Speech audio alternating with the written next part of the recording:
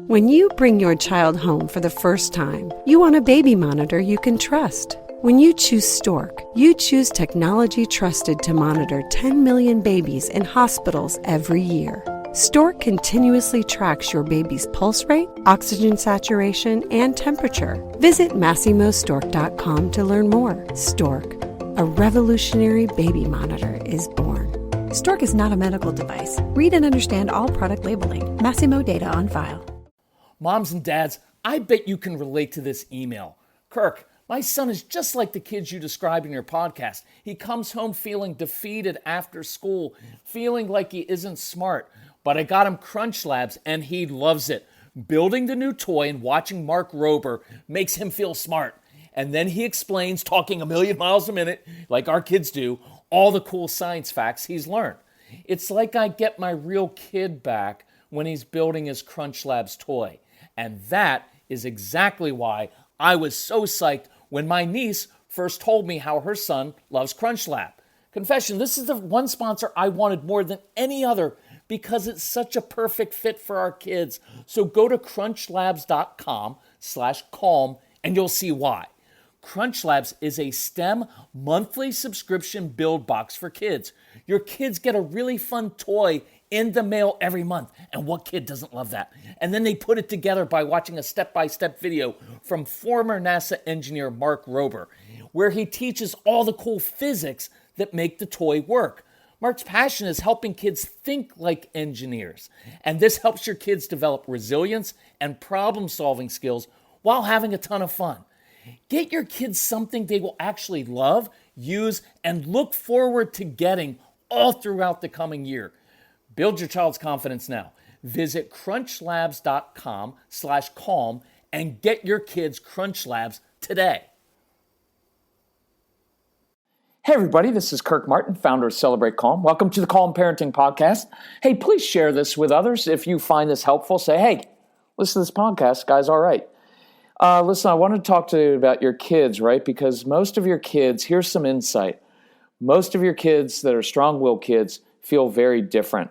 It feels like life is swimming upstream for them. And this may be hard for you if you're more of kind of a compliant, rule-following person who kind of sailed through school. You're not going to understand these kids, but you have to. Because their number one trigger, I guarantee you, is this. Look, before I get into any of this stuff, I want you to do this with your kids. Ask them sometime this week, hey, does it ever feel like I've misjudged your motives?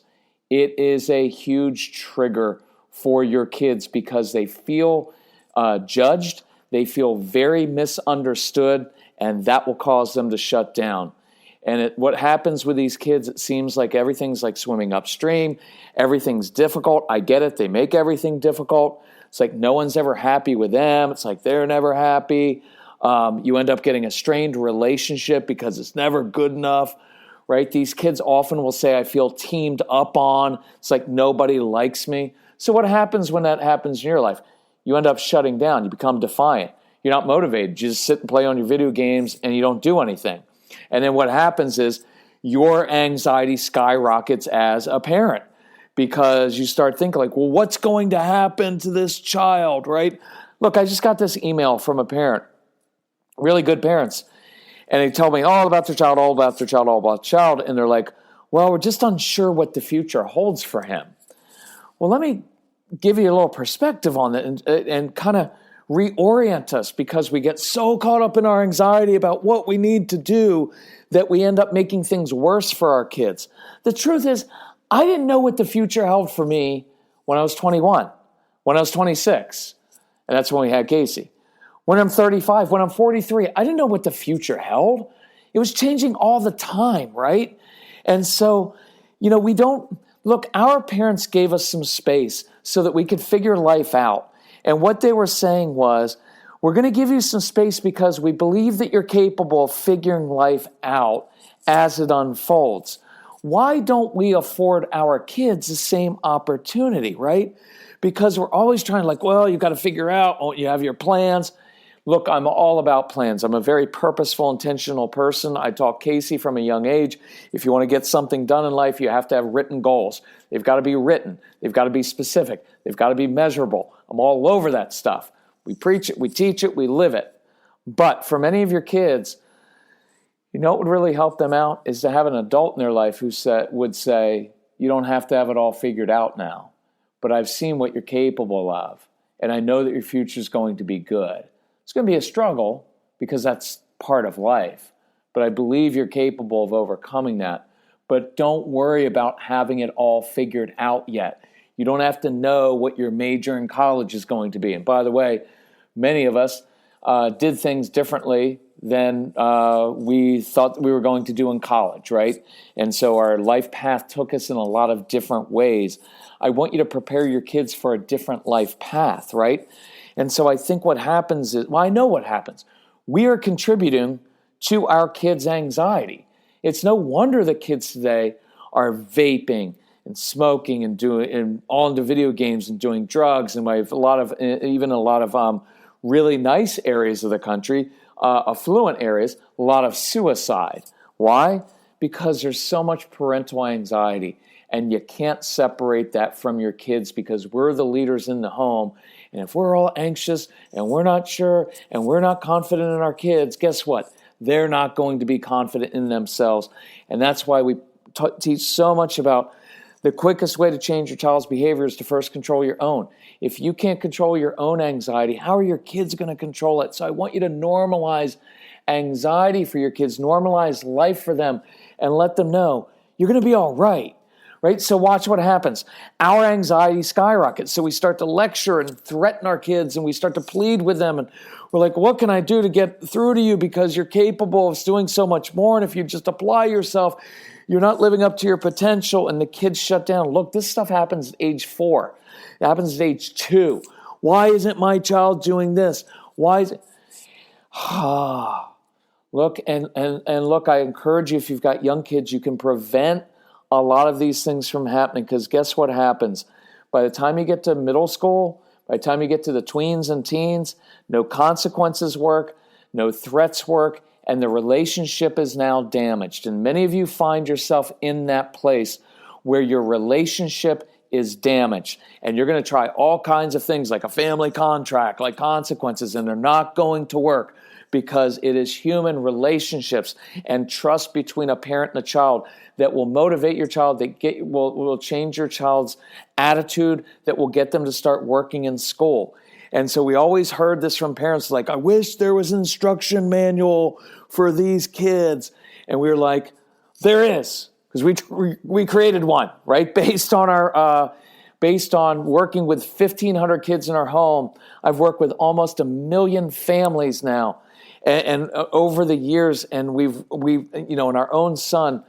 So anyway, I want to share something off of this. We created this. It's called the No BS Instruction Manual for Strong-Willed Kids, because you know what I want to do? Cut through all the crap. Sorry if you're offended by that word, but cut through all the crap and get right to it. Here's where you are. Here's where your child is, and here's the issue. And that's what I just described. The child who never feels like he's in control of himself and feels different, and parents who in subtle or not so subtle ways have pressured this kid, have never really accepted this child, and now they find themselves at a standstill, like, we don't know what we're going to do because our child's getting into all this stuff. What do we do? And so I want younger families of younger kids to listen and go through the program, because you can prevent this from happening. But if you are in the tween and teen years, you have to do this. And what we go through is 25 action steps, and they're very, very concrete. They're very, very specific. And then we go through them in order, and I promise you will rebuild the relationship with your child, right? And so one of the steps is this. And I want to tell kind of an emotional story about my relationship with Casey. As many of you know, I didn't like my son when he was a little kid because he was very difficult. And I just wanted him to listen, get with the program, not be so emotional. Just do what I tell you to do, right? It shouldn't be that hard. Why do you have to make everything so difficult? And I got on him. And I started to change when he was about 9.5 years old. We have an amazing relationship now. but part of it is because we fought for so long, but then we rebuilt it together. So here's the story. He's about 10 and a half, so we're just going into this process of rebuilding this, and he's playing ice hockey. Well, when I was a kid, I was a really aggressive, I'm kind of an introvert, and I'm many ways kind of I can be sarcastic and jerky, but at the end of the day, I'm kind of a gentle person. But when I played sports, man, I had the killer instinct. I was highly competitive. It was a neighborhood we grew up in. And so he's playing ice hockey, which is a competitive physical sport. Casey's playing defense. I remember exactly where I was, Ashburn, Virginia. We were at the ice rink there. He's on the south end of the ice rink. And a kid skating down toward the goal. He skates right by Casey, scores a goal, and Casey goes over to him as a good sportsman with his stick, pats the guy on the butt, says, "Nice goal." I was furious. I got up on that glass, and I kept pointing at Casey. I'm like, "You put his face through the glass. You don't pat his butt. Nice goal. Next time that kid comes into the zone, you better crush him. You better go after him." Because I wasn't completely calm by then. I was changing, but not completely. And I remember I was so intense, right? And there's all this anxiety because I want my son to have that killer instinct. Because if you don't have your killer instinct on the ice, how are you going to have that killer instinct in life? And how are you going to push through things and be successful? And how are you going to overcome challenges and be successful in the business world and be great at life? And I get all that. But you can't project all of this stuff from a little kid into adulthood. And I had all this anxiety, plus there was all the, I was also kind of irritated. You know why? Because we were paying for travel ice hockey, and it's expensive. I'd spend a lot of time getting up at 6 o'clock in the morning, take my son to a stupid cold ice rink where everybody's freaks, and he wasn't even that good, and that made it worse because now I'm embarrassed. Watch, I'm embarrassed in front of the other parents because this is supposed to be competitive hockey, and my son gives up a goal like that. Well, now the other parents are like, "Oh, Casey Martin lost the game." So all of that's playing out too. And so I'm down there against the ice, and Casey just looks over at me, and I can see his eyes right through his little, through his helmet, through the little mask cage he has on. And you know what hit me at that moment? My son isn't me. My son isn't me. He's just not me. And that was really hard for me because I wanted him to be like me. And almost all of us want that if we're honest because we have control issues and it's much more comfortable. I wanted him to be like me, and I had to reconcile the fact that my son was not me. He doesn't have the killer instinct at sports. So I had to let that go. And it started this whole process with him of learning how, and I'm going to give you a few steps off the No BS program. By the way, I should have said it before. Look, we're coming up on Thanksgiving, Christmas time, and not that we're not giving other times a year, because we try to be very giving to people, but I like people to invest in our stuff. You know why? Because we've invested decades in this. And you know what it is for me? It's the emotional investment. We've worked with a lot of people and a lot of kids. It is emotionally exhausting. This is not a boo-hoo thing. Not at all. I love my work. But it is emotionally grueling when you put yourself out there and you go through this with people. We've put a lot of investment into this and also these insights. We've studied the kids. Look, we didn't just come up with some stuff. This stuff works. And so the reason I've always asked for an investment is because I've invested in it. As a family, we have invested blood, sweat, tears, time, countless thousands of hours into this learning. This doesn't come about by like reading some books and learning some theory. This is getting down in the trenches. This is in the early days, visiting people's homes, doing home consultations, having kids in our home, traveling, logging hundreds of thousands of miles with thousands of events, with hours and hours. And like every night when I speak, I spend usually an hour afterwards just talking to people one-on-one. So we're talking about tens of thousands of hours of talking with people. So you start to learn some things and see some patterns. You know what works and you know what doesn't work. And so we know what works. And so the reason I've always asked for an investment from people is because I've invested and I want you to invest. Because when you invest in something, you care more about it and you work harder at it. And there's something about it. I wish I would have saved that little speech for when we're charging more money, when I'm requiring more of investment. But this week, what we're doing with the No BS program, it's normally $297, call it $300. Why? It's worth it. It's 2 trips to a therapist office, and I'm going to save you thousands of dollars and save you your relationship. And this week, because of Thanksgiving and Christmas, we're doing it for $99, which is really, really seriously inexpensive for what you get. I think many people will go through this, and I know they have because I get the emails and the testimonials, and you'll literally be able to rebuild a relationship that has been strained with your child, either since childhood or for the past few years, and you'll have done that for $99, which is ridiculously cheap. So I encourage you to get it because it's fantastic. So a couple of the steps off of there that you're going to learn about. One is learning to accept your child on a deep, deep level. Now, look, I hear this, well, I love my child. I get that, but love's not enough in that sense. Well, I love him. I don't even know what that means. I love my child. Well, if you don't, then you're a horrible person. Everybody loves their child, right? It's a different thing to know that you actually like your child, and your kids know the difference. I can promise you, moms, dads, some of you out there, if you don't deep down in your heart actually like your child, and I get why you don't. I get it. Some of your kids are very unlikable and they make home life just miserable and they resist everything you have done. I get it. I didn't like Casey when he was little. But you've got to get to the point where you like and enjoy your child, because if you don't like your child, they're going to know it. Think any kid's going to listen to you if they know deep down you don't really like me, and deep down you don't really accept me as I am? That is much harder than you think. And it's actually not harder, because if it was easy, you would be there already. You would have done it. But it's essential that you go there. When I work with people personally, like, well, we need to clamp down and give them some consequences. Your consequences don't matter if the child knows that deep down you don't even like him or accept him as he is, because you're holding on to something. You're holding on to some little hope, like if you just do a certain thing, your child will see the light and want to do things the way you want them done. That's never happening. You have to build the relationship. And one of the things I had to do with Casey, besides accepting him, was to release him from my expectations. This is a very deep, deep thing. It is very spiritual in nature to look at your child and say, I release you from the expectation that you need to be like me. I release you from the expectation that you need to live out life the way I do it or the way I would do it. I release you to be you. And I've had to do that with my son continually.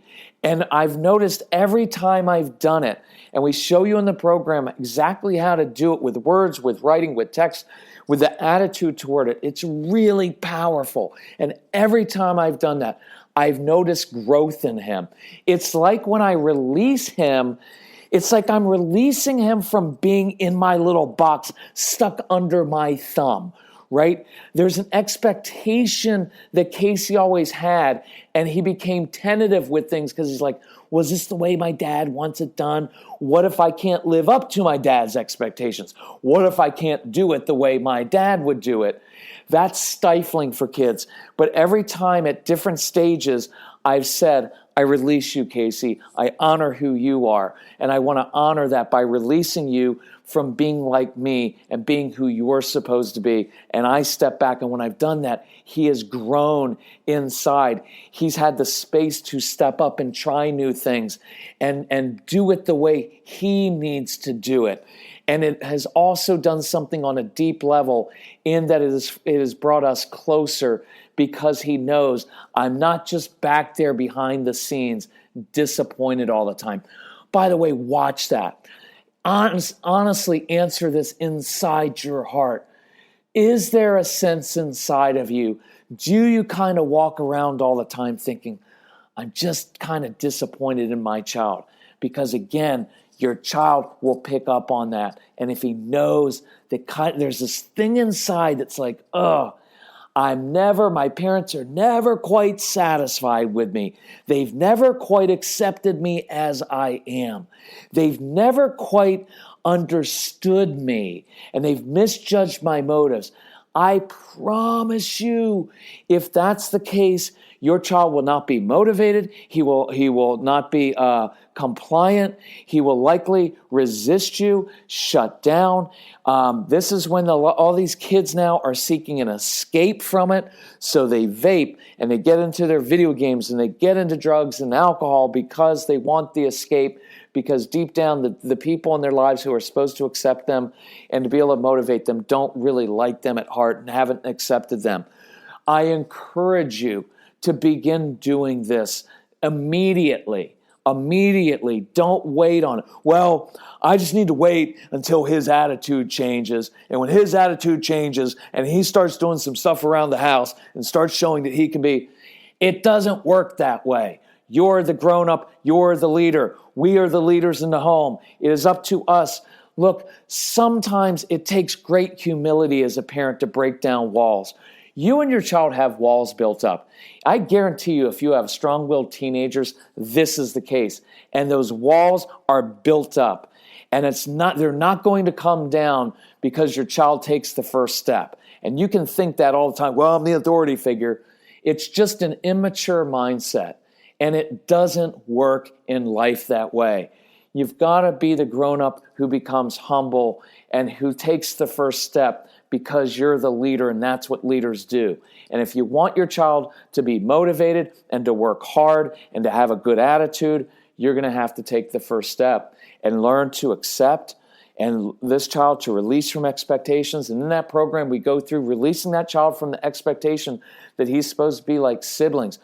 I'm not going to do that one right now, but I promise if you compare your kids to the siblings, you will have civil war in your home, and it will never work. So, CelebrateCalm.com. You'll see a tab there. It's pretty easy. No BS. Go to the No BS tab, and you will see this program laid out, and you will see for this week only, it's $99, and then it's going back up. Because it's worth $300. It's worth $3,000 to rebuild a relationship with your child. And I want you to take it seriously. And between now and Christmas, start working through those 25 steps methodically, one at a time. And watch as the walls start to break down with your child and they start to open up to you more. And they start to do things that you want them to do. It's really cool how it works. And I want you this Christmas to be able to look at your child and say, I'm really enjoying that child now. I'm really enjoying my child. Then you will see things change in your child. Hey, thank you for listening. Thank you for letting me push you. Thank you for letting me be tough on you. And I only do it, one, because I'm really old. I'm kidding. No, I do it because we have to do the hard stuff because human relationships are at stake. And this stuff lasts a lifetime. And if you don't do this with your kids, I guarantee you, you're going to have a 40-year-old son who's always felt like my dad's never been pleased with me. And it will totally ruin his family life that he has. And when he's 50 and he doesn't have it yet, a lot of people self-destruct then, right, in their 30s and 40s. If you have a daughter who's never felt that acceptance, she will seek it somewhere else. This stuff does not end when they become adults. It transfers generationally, and you have a chance to break generational patterns. And that's a really cool thing. If we can help you, reach out. My son's name is Casey, Casey. He'll tell you all about this, how it worked with us if you call him. But it's Casey at CelebrateCalm.com. Phone number, 888-506-1871. Reach out to us and Celebrate Calm. Get the No BS program. Go through it. And then if we can help you in any way, let us know. But thanks for listening. Thanks for working so hard at this.